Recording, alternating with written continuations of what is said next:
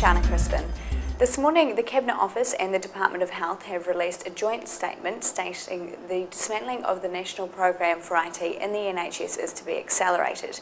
With me to discuss what this actually means is Managing Editor of EHI, Lyn Whitfield. Welcome, Lyn.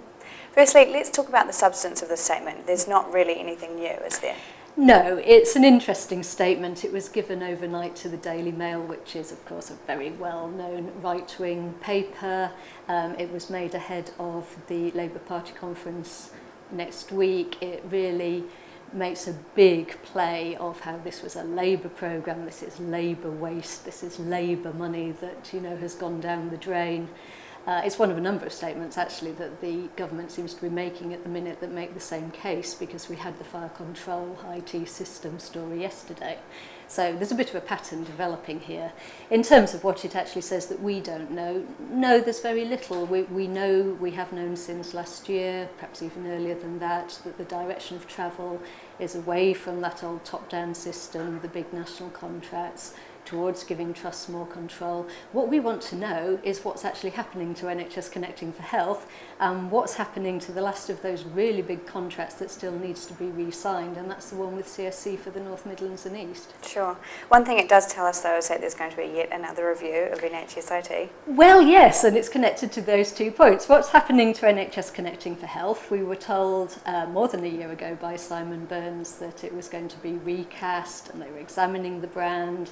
And then Christine Conley left, and then Katie Davis arrived, and still we didn't find that out.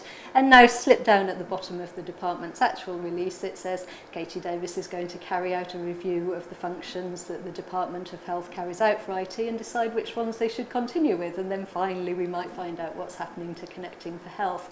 And they're saying that we might know later in the autumn, but I mean the leaves are falling fairly fast already. At the same time, as I say, the other big question is what's happening to the CSC contract, and there's really no news on that at all. No, okay. What about this statement saying that there's going to be a new partnership with NPfIT? Yes, that's interesting, and it would be good to know more about it. I mean, plainly that's quite practical. We've had this long move away from the way NPfIT has been doing things. All the suppliers said that one of the big impacts of NPfIT on them has been that either people have been forced out of the market altogether, or of course their business has been very squeezed. It's been very difficult to invest in some systems that perhaps some trusts might have liked. So something practical that actually sits down, comes up with a list of healthcare suppliers, tries to give trusts some indication of who's good, provides some kind of support for them, finally comes up with an interoperability network so they can really plug and play their systems into the NHS.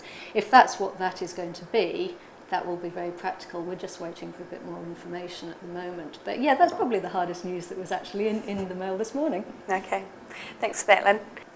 Today's statement comes on the back of a review of NPfIT spending by the Cabinet Office's Major Projects Authority. EHI asked to see a copy of the authority's report, but we were told that it was prepared solely for ministerial advice and it was unlikely to be published. For more information on this story, please visit our news pages. You can also follow us for regular updates on Twitter. That's at EHI Reporter and at eHealthInsider.